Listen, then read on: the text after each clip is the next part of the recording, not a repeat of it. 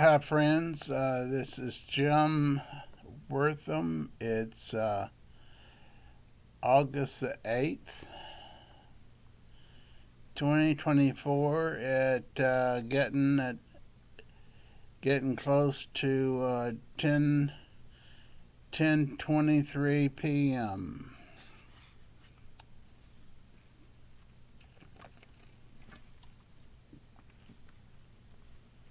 What's it like to be a poet the first year? First year at the first college I went to. Let me explain this. I didn't do too good at the first college and had to move on to another college. But the first year, I submitted I submitted some poems to a literary magazine on campus, and they basically said we don't publish stuff like this in our literary magazine. that didn't that didn't help my confidence. It was a quarterly literary magazine. It came out, and they must have published 5 or 10 of my poems in it.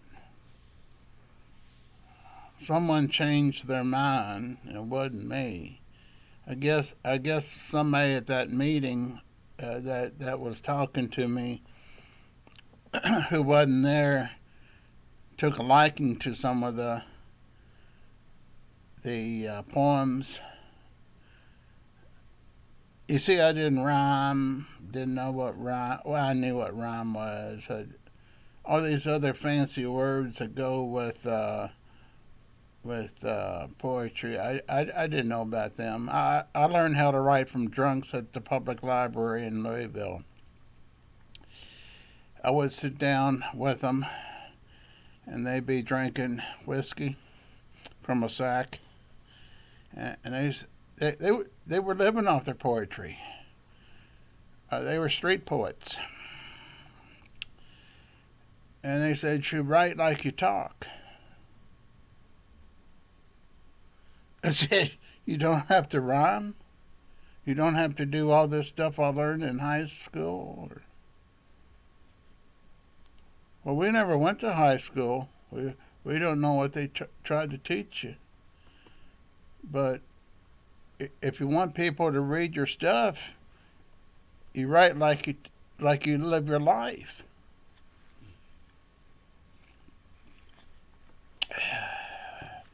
So that's easy enough. So the poet, so the poet said, the bums, the 3 or 4. We met every Saturday. My mother went to Spalding University in Louisville, and I got to run around in the library. But this was outside of the library. Pigeons came and they dropped their droppings on us and did things like that. So anyhow, moving on with this, they said go in the library and go to the poetry aisles, the shelves with poetry, and take one at a time. And if you read it and it's easy and you understand it, take it home. I could take as many poetry books per week home as I wanted to. I did that, and this was. Do you think a teacher ever taught me that? To find a bunch of bums and get their advice on how to publish, how to write and publish. These people were published. They bought their beer and their wine. Excuse me, their hard liquor. It was hard liquor. They bought it with money from proceeds of writing poetry and sending it to magazines. And uh, they shared a apartment together, so they had a good thing going, didn't they? Good thing going. So I started doing that. That's how I learned to write. Here I am, 75. I still write the same way they taught me to. Just like I talk, just like I think. If you read any of my stuff on Facebook under Jim Wortham, that's my name, you'll see that the poems that I have put on there, um, you can probably see quite a few that you'll say, he's just talking. You can go to jimwortham.wordpress.com and find the same thing. Again, it's my name, period, WordPress, WORDPRESS.com. And you'll see 300 poems, notes, and junk. Yeah, it gets pretty junky because I write like I talk. Spontaneous. Yeah, well, you see me. You know how I talk. Some of you aren't ever going to look at me again. Okay, so next college, I publish a book called When Twilight Begins. That's Western Kentucky University in Bowling Green, Kentucky. 1,000 copies printed, 1,000 copies sold immediately, $1 a piece. From there,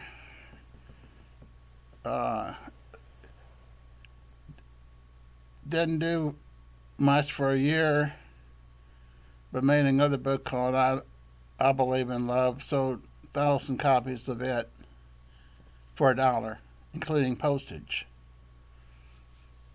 We're talking about 1967, 1968. Yeah, I'm that old. Can't believe it. Can you? The opportunities that first year, we're just going to cover a brief period of time. Came out with a for me, a top seller called Touching You, Touching Me. I grabbed that title from Neil Diamond's album CD. It wasn't CD. It was vinyl called Touching You, Touching Me. Realize this: you can't copyright titles. That job went through 7 printings immediately. 7 printings. Some of the last printings were 5,000 copies, and sold over. I'm not bragging, but let's just say this: it sold. And then I decided. I met another poet by the name of Peter McWilliams. He says, "You're on the right track here. Keep it up. About one every 9 months." Well, sounds like having babies. He said, "That's what you want to do." Now, Peter McWilliams has now passed away. His birth date was almost the same as mine. And had a great influence on me. But he did die many years ago. If you want to learn about his life as an activist, with a few projects he was involved with, just look under Peter McWilliams with Google. So he was a great inspiration to me, a great help. I was writing him letters when I didn't know he was within days of dying.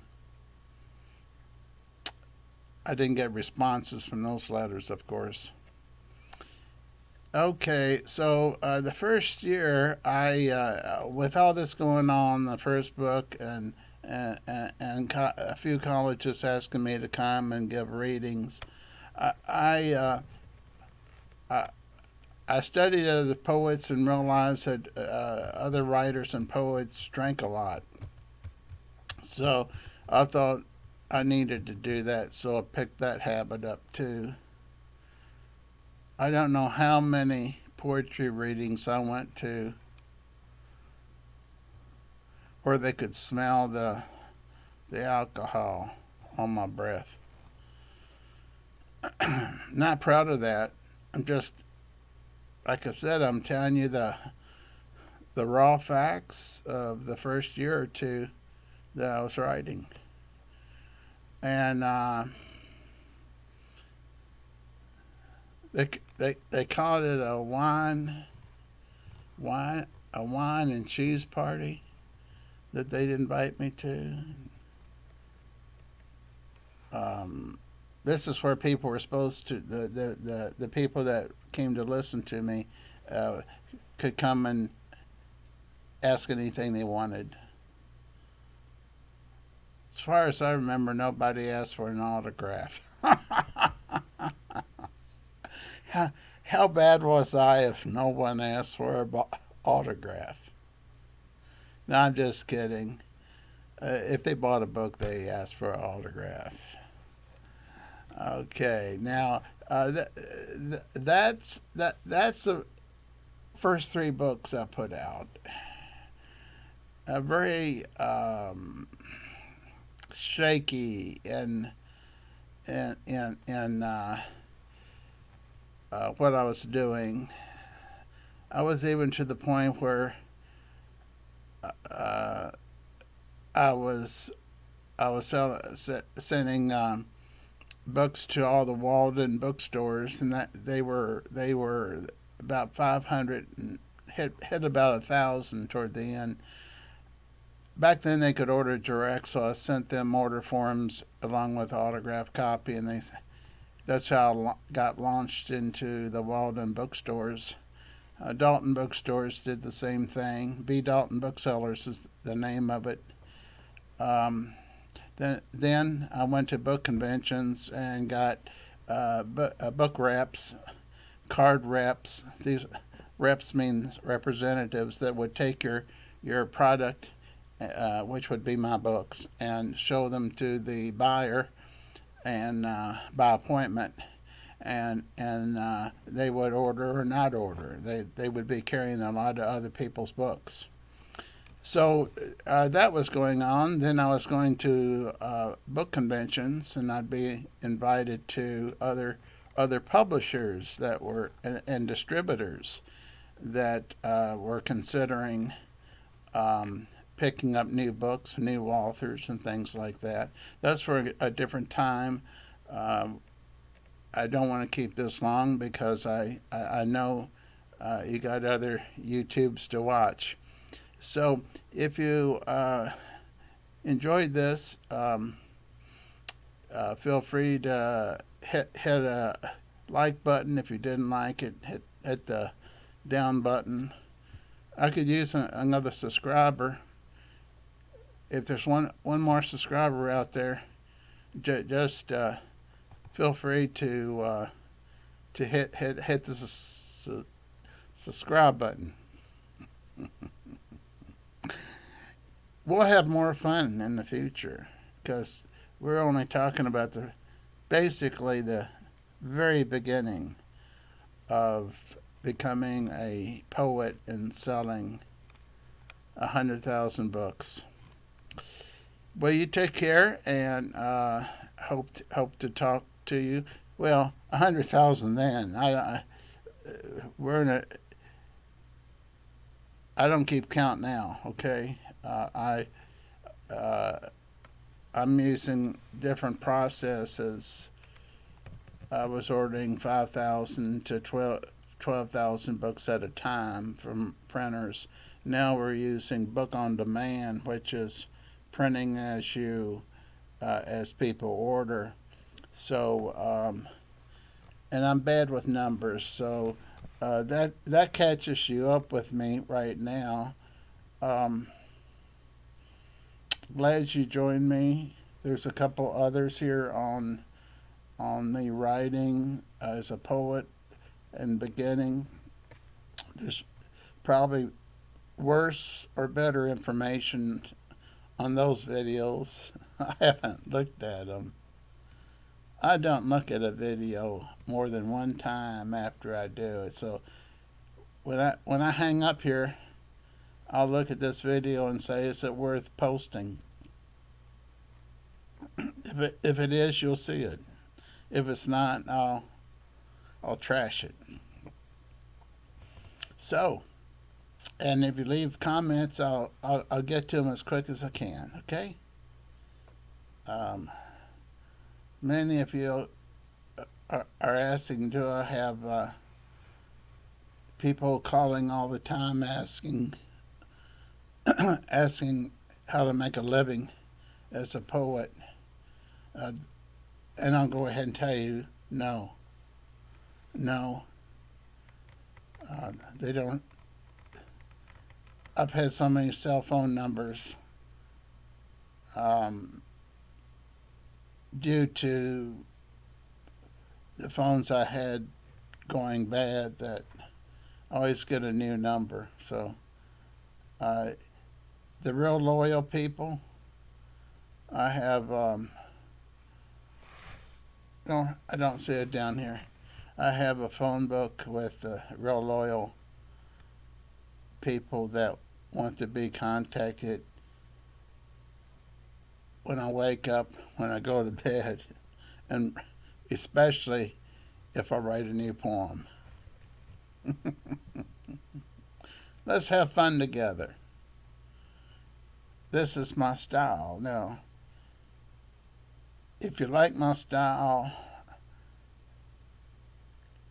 God bless you, because it's not going to change.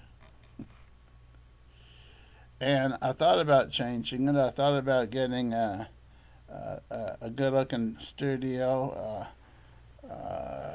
good-looking hat, doing my hair good. And you know what happened? I